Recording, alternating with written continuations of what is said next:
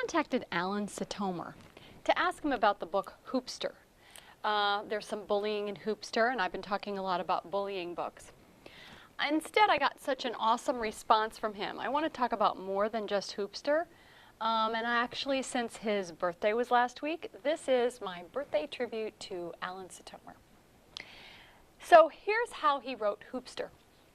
He was teaching English, inner city Los Angeles, and he looked around at his students and he was just so sad that they didn't love reading the way that he loved reading when he was a kid.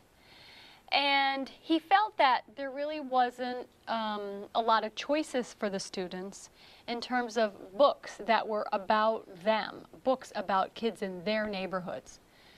And so he thought, okay, I need to come up with something. I need to find something that's going to really interest them.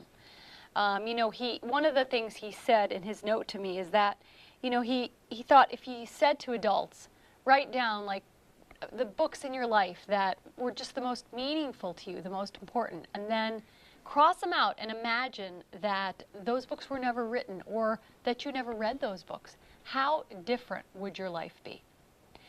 And so he wanted to write things that would make students want to read. So he, you know, he always had this secret dream to be an author.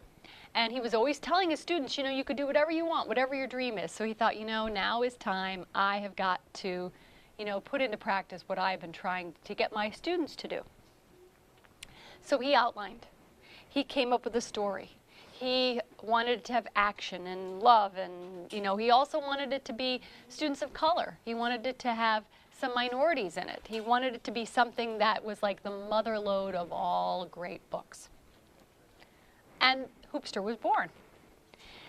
He took the book and he gave it to Dante, a student of his. He saw him in the hallway and he was like, hey man, you know, I wrote this book and I'm sort of interested what you would think about it. He's like, okay, cool, Mr. Allen. So he waits a day, 2 days, a week. Dante has not said anything to him about the book, and he's like, oh man.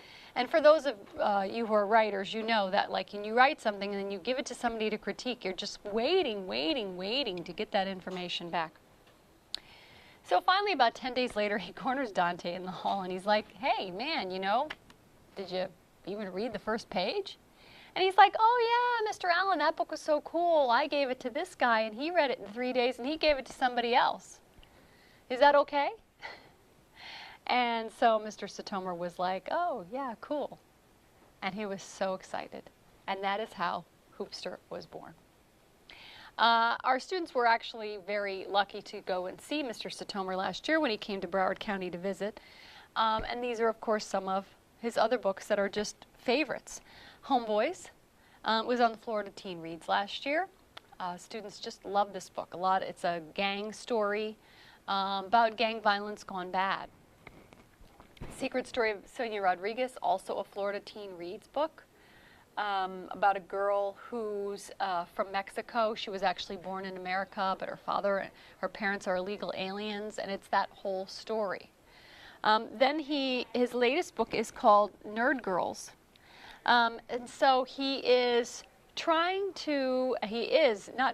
succeeding at writing books that are appealing to a wide cross-section of our students. And for that, Mr. Sitomer, we thank you. Happy birthday.